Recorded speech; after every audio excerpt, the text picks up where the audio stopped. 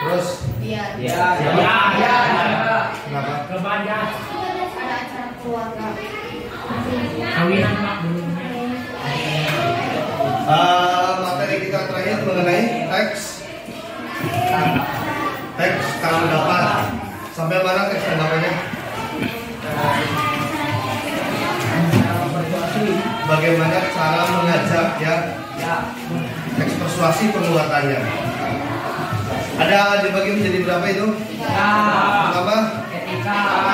kedua, Etika. sebelum kita ke situ, kalian sudah tahu kalimat negatif? Apa itu kalimat negatif? Belum ya? Oke. Kita akan buat sebuah keyakinan kelas. Jadi keyakinan kelas itu adalah sebuah aturan atau sebuah kegiatan ya yang kita lakukan bersama-sama, bukan berdasarkan sebuah aturan saja, tapi itu diyakini dan dihayati agar kalian bisa melakukan itu setiap hari tanpa tekanan. Ini nanti saya akan bagikan kepada kalian. Silahkan dalam pembelajaran di kelas kalian mau ngapain. Tapi untuk hal yang positif, oke, kita buat keyakinan kelas.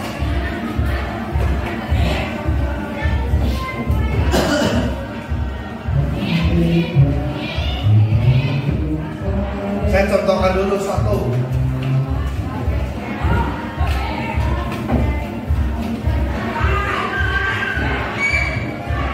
Jangan mengganggu teman pada saat belajar. Siapa lagi? Yang mau Cuk? Ayo Cuk. Apalah? Tidak boleh. Jangan mengambil teman. Tulis. Jangan mengambil barang teman. Apa lagi? Cuk. Ya, nanti betul.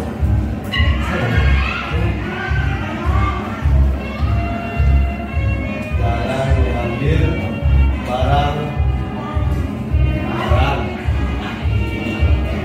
milik teman. Terima kasih. Jelas. Terus.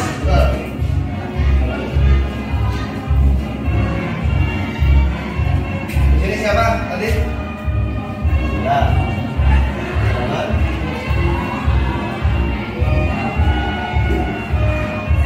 Jangan asik sendiri. Sendiri saat guru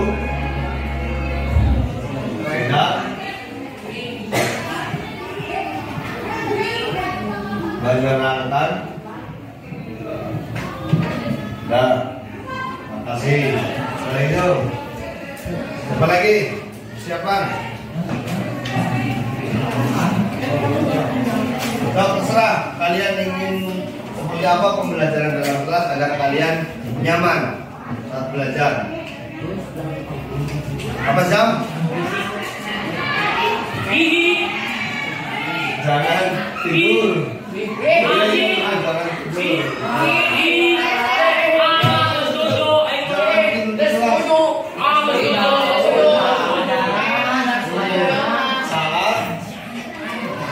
Dulu nerangkannya betul, masa nerangkannya lebih ada lagi.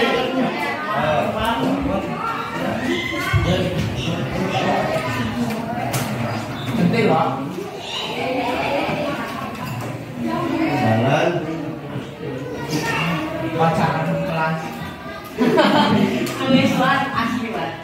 merusak fasilitas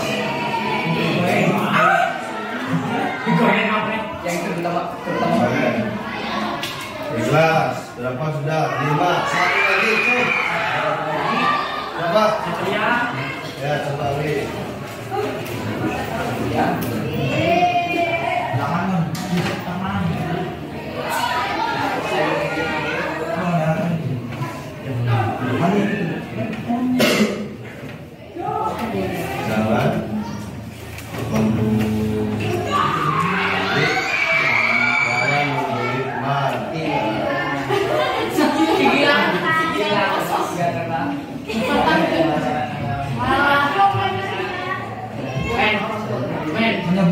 tua. Ini maksudnya ke adab atau perilaku. Nah, terima kasih. Ya, nanti saya tambahkan tepuk tangan buat kalian semua. Keyakinan kelas yang pertama, jangan mengganggu teman pada saat jam belajar. Jadi kalau saat belajar semuanya harus fokus belajar. Jangan mengambil barang milik teman. Misal contoh lagi nulis dapat pulpen padahal lagi digunakan. Tidak boleh. Ya, minimal bilang dulu kalau diizinkan baru boleh. Jangan ngasih sendiri ya, jangan ngambil sendiri. Nanti pada saat pembelajaran misalnya menggunakan multimedia, menggunakan kalian asik, ada yang chat padahal sedang belajar, tidak boleh.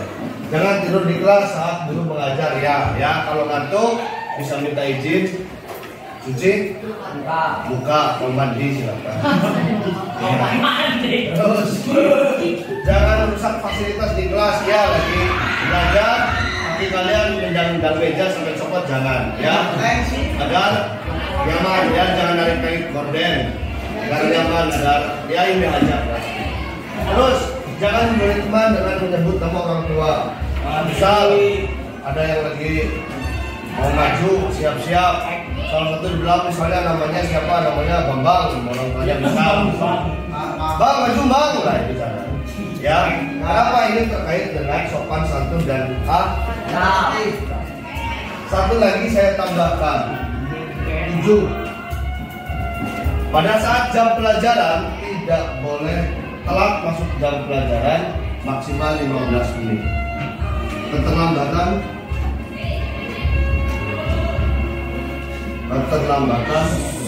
maksimal 15 menit. Pak, kalau 15 menit nggak boleh masuk. Nah, ini nanti konsekuensinya kita cari bersama. Artinya bukan tidak boleh masuk, tapi hal ini dibuat untuk apa? Agar kalian dalam belajar bisa lebih serius, sehat, memadai, yang lebih serius. Ya, artinya kalian punya keinginan untuk belajar yang kuat. Kenapa? Bentar lagi kalian sudah masuk semester 2. Artinya kegiatan kalian akan lebih berat dari biasanya. Dari keyakinan kelas ini, ada yang mau ditambahkan atau dikurangi? Tidak. Kurangi. Kalau dikurangi yang mana, Dre? 4.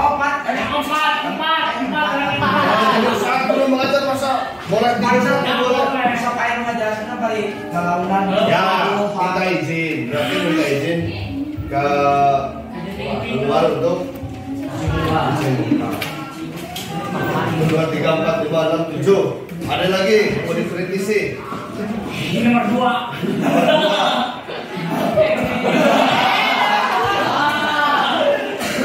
Dia masuk. Ya, bercanda. Dia masuk. Jangan, karena takut banyak. Udah Pak, itu udah. Itu makan cepat. Nomor 8. Kalian nggak makan? Jangan kembali. Sudah ya? Udah. Makan ya? Oke? Oke. Oke, kalau sepakat sekarang kita rubah menjadi kalimat positif. Kalau ini kan negatif nih. Ini kalimat negatif berkata jangan. Ini kita rubah menjadi kalimat positif. Contoh nomor 1, jangan mengganggu teman pada saat belajar. Berarti buat kenyamanan.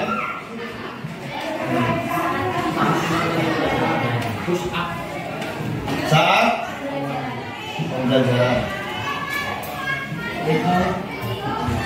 Meja teman. Yang kedua, berarti apa? Tidak spasi.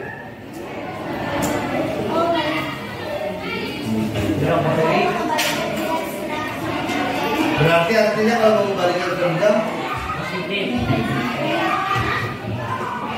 ayo jangan mengambil barang milik teman, Karena menjaga Sama baik. menjaga barang satu sama Lain.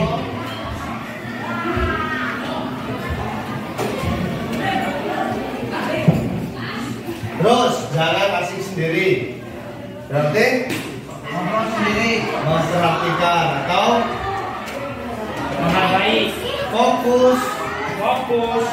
pada pemberat. Terus jangan tidur pada saat guru mengajar. Masuk ke sini enggak fokus pada pembelajaran? Pakai ini aja. Berikutnya, jangan merusak fasilitas di kelas. Beda fasilitas di kelas.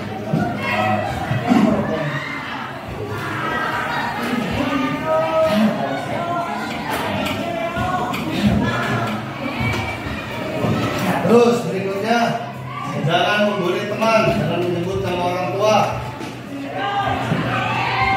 Saling menghargai. Saling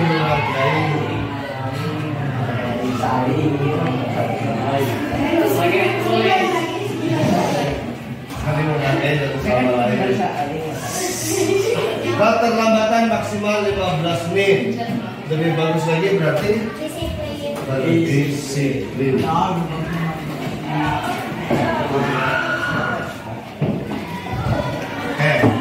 Ini adalah keyakinan kelas 9. Kita ikuti bersama, ya. Kita ikuti bersama agar pembelajaran di dalam kelas menjadi lebih nyaman. Nanti konsekuensinya itu kita buat bersama dengan kriteria-kriteria tertentu. Misal contoh, yang ada di sini gimana Pak? Misal nanti kita bisa berdiskusi bagaimana caranya agar membuat belajar lebih nyaman. Jadi sepakat semua ya? Silakan nanti sekretaris ditulis, terus kemudian diberikan semacam kertas maskuro terus ditempelkan. Oke, Pak. Di print, boleh di print, nanti saya print, tapi tetap ditempelkan di kertas. Maskuro boleh, jangan sudah terlalu besar. Disanakan. Sudah gitu deh. Nanti agar lebih tersosialisasikan, jadi foto bisa dimasukkan dalam. Paham ya? Paham. Oke, kalau itu ini keyakinan kelas kita bersama sudah disepakati. Mudah-mudahan bisa dilaksanakan dengan baik. Agar apa? Agar kalian datang ke SMP Negeri Majengan bersama. Nanti lulus pun harus bersama. Tidak ada yang tertinggal. Kasihan. Oke? Itu kurang lebihnya. Assalamualaikum warahmatullahi wabarakatuh.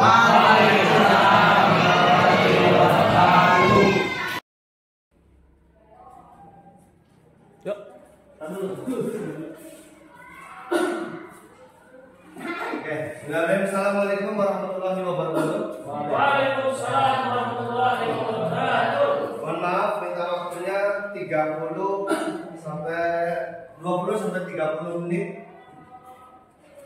Ya, izinkan saya di Sejatiatoro sudah hafal sebagai Bapak Ibu. Coba untuk diseminasikan. Ya, kalau bahasa kemarin Pak Angga Bapak diapakan diimbaskan pengimbasan kepada rekan-rekan guru. Di sini tidak bisa semuanya. Mohon maaf, sekali lagi saya mengambil waktu Bapak Ibu yang seharusnya sudah pulang. Saya ajak untuk sedikit berdiskusi tentang apa sih budaya positif di sekolah. Kita sama-sama belajar bareng ya. Silakan kalau ada masukan. Ya, budaya positif di SMP Negeri 4 Majengan. Di sini PP-nya Bu Astri, saya, terus kemudian fasilitator Bapak Sunario dari Purworejo. Oke. Ya, Jawa Tengah mengutamakan sekolah sebagai sebuah ladang tempat persemaian bibit. Jadi bibit di sekolahan itu, bibit di ladang dianggap sebagai murid di sekolah. Bagaimana cara kita memelihara, bagaimana cara kita memupuknya, bagaimana cara kita merawatnya, hingga kemudian bisa menjadi bibit unggul. Kalau peserta didik yang unggul berprestasi, dan tentunya yang terbaru adalah sesuai dengan profil pelajar Pancasila. Bukan hanya di sekolah, di keluarga, tapi juga di masyarakat. Oke. Tujuannya untuk apa? Untuk menumbuhkan budaya positif. Nanti kita belajar bersama budaya positif itu kurang lebih ada 6. Ya, di sekolah dengan meyakini nilai-nilai kebijakan universal, bukan kebajikan, tapi kebijakan universal, serta menciptakan murid yang merdeka. Nah, ini nanti kita sama-sama bahas. Kita punya cita-cita untuk memerdekakan murid. Ini selama ini. Nah, lini masa. 1. Jelas meminta izin kepala sekolah. Insya Allah saya sudah minta izin sama kepala sekolah tadi untuk mengimbaskan ini, terus kemudian mengkoordinir sebagai salah satu guru yang memberikan atau menciptakan keyakinan kelas di kelas saya 9C. Terus kemudian pemberian tugas kepada peserta didik kepala murid di kelas 9C untuk memberikan keyakinan kelas yang dicoba diterapkan di rumah. Kalau di sekolah berarti keyakinan kelas, berarti kalau di rumah ya keyakinan rumah atau keyakinan sebagai anak. Terus kemudian membuat dokumentasi. Nanti anak-anak sudah saya tugaskan untuk membuat dokumentasi, termasuk salah satu pengimbasan ini. Tolak ukurnya nanti kita bisa lihat bersama. Selama 3 tahun ya, bukan 1 tahun. Murid selalu menjalani kesepakatan kelas. Seperti saya ambil contohnya piket kelas. Piket kelas adalah kesepakatan. Murid yang buat, murid yang jalankan, murid yang laporan. Terus kemudian lingkungan kelas dan sekolah terasa nyaman serta tampak bersih dan rapi. Masih penyampaian kita ya Bapak Ibu, masih banyak yang kotor. Terus kemudian terjalin komunikasi aktif antar guru. Insya Allah kalau di kita sudah mulai terjalin komunikasi yang aktif. Murid sudah banyak yang berani melapor, sesama guru sudah baik, saling bisa berkolaboratif dengan baik. Tolak ukurnya 3 ini. Sebetulnya ada 9 tapi terlalu. Intinya 3 ini. Harapannya langsung saja. Harapan saya semoga penerapan budaya positif dapat terwujud baik di lingkungan sekolah, di rumah maupun di lingkungan masyarakat agar tercipta suasana belajar yang aman. Bapak-bapak. Oke, siap. Yang aman, nyaman dan menyenangkan. Intinya harapan kita dengan adanya budaya positif, anak-anak itu belajar tertawa, belajar sambil bermain. Ada sisi positif, ada sisi negatif. Kita tahu itu semua. Nah, ini konsep inti budaya positif. Yang pertama, disiplin positif. Yang kedua, nilai kebajikan. Yang ketiga, teori motivasi perilaku manusia. Disiplin positif sudah tidak ada lagi hukuman Bapak Ibu. Kita sudah tidak boleh menghukum. Ya, yang boleh memberikan konsekuensi. Kalau bahasa saya penghargaan, bukan hadiah. Jadi sudah tidak boleh menghukum di kurikulum Merdeka. Ini disiplin positif. Nilai kebajikan ini adanya di keyakinan kelas. Saya kasih contoh. Nah, sini nggak ada ya poin-poin kenakalan remaja. Nah, nanti bisa dilihat mungkin di kelas 9 Bulia ada ya, di kelas 9 ada, kelas 9 ABCD ada. Itu salah satu keyakinan kelas, bukan kesepakatan, tapi keyakinan. Nah, ini agak kurang masuk dalam keyakinan kelas. Karena poin kesalahan remaja itu lahir dari anggaran dasar anggaran rumah tangga yang ada di Sisdiknas tentang kenakalan remaja. Nah, itu sudah tidak boleh lagi. Artinya konsekuensi dari peserta didik itu harusnya disepakati secara bersama. Agar apa? Agar bisa dihayati. Jadi bukan untuk tidak dilanggar, tapi untuk diyakini bahwasanya ketika murid melakukan kesalahan itu dia merasa salah secara pribadi dan bisa berefek kepada rekan-rekan yang lain sehingga memunculkan ketidaknyamanan dalam pembelajaran. Terus kemudian kebutuhan dasar manusia ini ada 5, nanti akan saya berikan. Kebutuhan dasar manusia itu ada 5. Sedangkan puasa, kalau yang di luar kan harta tahta wanita, ini bukan, ini beda lagi. Terus kemudian ada 5 posisi kontrol. Kita sebagai guru itu ada 5 posisi kontrol. Nanti saya akan berikan. Terus kemudian segitiga restitusi, cara penanganan kepada anak. Videonya nanti ada. Oke, 5 posisi kontrol yang sering kita gunakan selama kurikulum 13 dan KTS atau kurikulum 2006, yaitu penghukum. Bu, Pak, saya nggak bawa Kertas folio, oke, pusat 2 kali. Ini adalah posisi kita sebagai penghukum. Terus kemudian membuat rasa bersalah. Bu, Pak, saya nggak bawa folio. Ayo, kemarin kamu sudah janji belum? Ya Pak, sudah apa? Janjinya bahwa saya akan membawa kertas folio untuk mengerjakan tugas. Oh, merasa salah tidak? Ya Pak, saya merasa salah. Nah, itu guru sebagai pembuat rasa bersalah. Yang ketiga, teman, ini yang biasa saya lakukan. Bro, folionya bawa nggak? Nggak Pak. Oke, carilah. Beli. Ada uang nggak? Itu sebagai teman. Terus kemudian pemantau, lihat aja bahwa salah tadi. Jadi cuma memantau, tidak ada pergerakan, hanya memantau. Cuma bisa berkolaboratif, tapi tidak bisa memutuskan. Nah, yang paling ideal adalah manajer.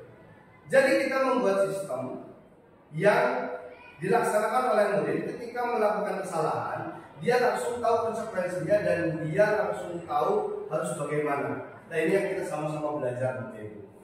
Kita buat sistem, taruhlah si A disediakan kertas folio sejumlah anak. Nanti siapa yang nggak bawa bisa ambil ke si A. Kalau nggak punya uang gimana? Bisa ambil dari kas untuk kemudian besok ditindaklanjuti. Ini adalah sebuah sistem. Nah, sistem ini yang sudah bisa melakukan seperti ini adalah guru sebagai manajer. Nah, ini yang kita sama-sama untuk lakukan. Kemudian segitiga restitusi. Contoh, ada anak bolos, kita hukum, panggil orang tuanya dan lain sebagainya. Itu ternyata kalau seperti itu langsung kurang tepat Bapak Ibu. Yang tepat adalah satu, kita harus bisa menstabilkan identitasnya dulu. Menstabilkan identitas artinya setiap orang punya kesalahan. Kita stabilkan dulu agar si pelaku atau siswa ini tenang. Kita cari latar belakang keluarganya seperti apa, dibuat tenang, jangan nangis, jangan takut dan lain sebagainya. Ini namanya menstabilkan identitas. Bahasa gampangnya biar anak tenang. Kalau anak sudah tenang, baru kita memvalidasi kesalahan. Gampangnya gimana? Gampangnya agar anak itu merasa, oke Pak, saya salah. Itu namanya validasi tindakan yang salah atau validasi kesalahan. Terus yang terakhir baru menanyakan keyakinan, tidak menghukum, tapi mengembalikan kepada peserta didik. Bagaimana kamu tahu ya itu salah ya Pak? Terus kemudian bagaimana agar kamu tidak melakukan kesalahan lagi? Bisa. Oke Pak, besok saya kesini dengan orang tua. Bisa. Oke Pak, saya besok membuat sebuah keyakinan kalau saya melanggar saya gini. Itu bisa juga. Artinya kesalahan yang peserta didik itu lakukan, konsekuensinya dikembalikan kepada peserta didik. Agar apa tujuannya? Bukan untuk melemahkan, tapi untuk meyakini bahwa peserta didik itu melakukan kesalahan. Yang terakhir, 5 kebutuhan dasar manusia. 1, kebutuhan bertahan hidup. Biasanya anak-anak sedang di SMP SMA sedang mencari bagaimana citra mereka. Untuk apa? Untuk bertahan hidup. 2, banyak juga caper cari perhatian. Kenapa dia butuh kasih sayang? Kalau di SMP SMA dia butuh pacar, tinggal orang tua kita yang jauh, ditinggalkan oleh orang tua. 3, kebutuhan kemampuan atas kemampuan. Jadi kadang-kadang ada anak yang ingin diakui kehebatannya. Oh iya sini hebat main polinya. Oh iya sini hebat main futsal. Jadi kebutuhan juga. Terus yang keempat, kebebasan. Ini anak-anak kadang-kadang ada yang bawa kalung, pakai cincin, terus kemudian rambutnya diwarnai. Itu bukan apa-apa karena dia butuh kebebasan. Yang terakhir, kebutuhan akan kesenangan. Anak-anak itu sekolah niatnya untuk belajar, tapi ada yang lupa. Anak-anak berangkat dari rumah punya rasa senang untuk belajar, terus kemudian di sekolahan harus punya rasa senang untuk berkolaboratif dengan mereka satu sama lain. Ini adalah 5 kebutuhan dasar manusia. Ya, di kita sudah ada beberapa contoh budaya yang positif. Yang pertama, peringatan Hari Besar Islam atau biasa kenal dengan PHBI bersama warga sekolah dan orang tua. Pak, itu kok ada gambar polisi, kebetulan pada saat itu sedang ada penyuluhan dari polisi. Terus in-house training, implementasi kurikulum merdeka. Kalau di SMP 4 itu di kelas 7 dan 8, beserta Pak Pengawas dan diikuti seluruh rekan guru SMP Negeri 4. Contoh budaya positif lainnya timbul dari keyakinan kelas, yaitu upacara bendera yang sudah disepakati bersama, dilakukan setiap hari Senin. Kalau tidak ada kegiatan atau tidak ada kendala seperti hujan dan lain sebagainya, kita selalu melakukan upacara bendera. Yang terakhir sekali kita lakukan adalah deklarasi anti bullying yang sekarang sedang marak dilakukan di beberapa sekolah. Terima kasih, itu penjelasan dari saya tentang budaya positif. Yang pada intinya Bapak Ibu, budaya positif adalah sebuah budaya atau sebuah tindak lanjut atau sebuah kebiasaan yang dilakukan dengan mencerminkan nilai-nilai positif yang lahir dari dalam Untuk peserta LDKS, sampai sini ada pertanyaan? kelas masing-masing untuk Ada pertanyaan? melaksanakan daftar hadir. Oke. Sampai sini ada pertanyaan? Cukup? Mengenai budaya positif? Kalau ada silakan bertanya, kalau tidak ada bisa dicukupkan? Cukup ya? Oke, cukup. Untuk refleksinya, saya buatkan beberapa pertanyaan. Nanti silakan bisa mengirimkan bisa mengirimkan jawabannya dengan mengirimkan chat saja kepada saya. Yang pertama, bagaimana perasaan Anda ketika melaksanakan kegiatan pada hari ini? Terus kemudian yang kedua, menurut Bapak Ibu semuanya, bagus tidak sih keyakinan kelas kita terapkan di SMP Negeri 4 Majenang? Kalau bagus kenapa? Kalau tidak bagus kenapa? Refleksinya bisa langsung dikirimkan ke nomor WA saya. Yang pertama, perasaannya bagaimana, senang atau tidak. Terus kemudian yang kedua, bagaimana jika keyakinan kelas diterapkan di SMP Negeri 4 Majenang? Kalau bagus alasannya apa? Kalau kurang bagus alasannya bagaimana? Itu saja dari saya, kurang lebihnya mohon maaf. Setelah nanti saya tutup, saya mohon Pak Kamar untuk memimpin doa penutup majelis. Terima kasih. Wassalamualaikum warahmatullahi wabarakatuh. Waalaikumsalam warahmatullahi wabarakatuh. Pak Kamar.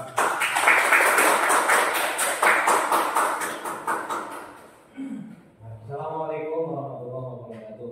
Waalaikumsalam warahmatullahi wabarakatuh. Bang ya, Assalamualaikum warahmatullahi wabarakatuh. Waalaikumsalam warahmatullahi wabarakatuh. Untuk mengakhiri sesi kali ini, semoga apa yang kita laksanakan dan apa yang kita kerjakan bisa bermanfaat untuk semuanya, untuk keluarga SMP Negeri Majenang, terutama kepada anak didik kita dan juga kepada para wali murid semuanya. Mari kita berdoa agar senantiasa diberkahi oleh Allah Subhanahu wa taala.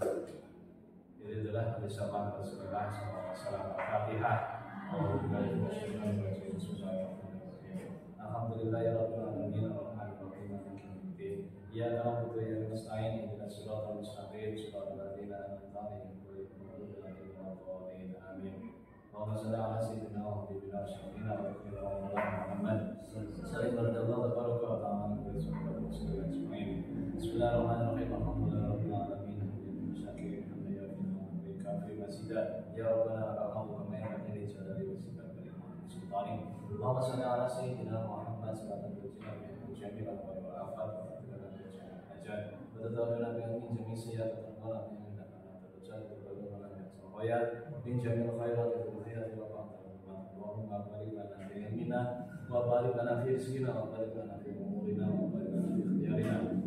Rabbana atina fid dunya hasanah wa fil akhirati hasanah wa qina adzabannar. Sallallahu alaihi wa sallam. Subhana rabbika rabbil izzati amma yasifun wa salamun alal mursalin walhamdulillahi rabbil alamin. Al-Fatihah.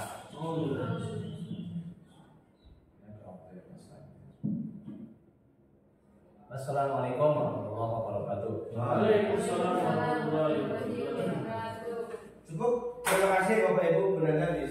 makan.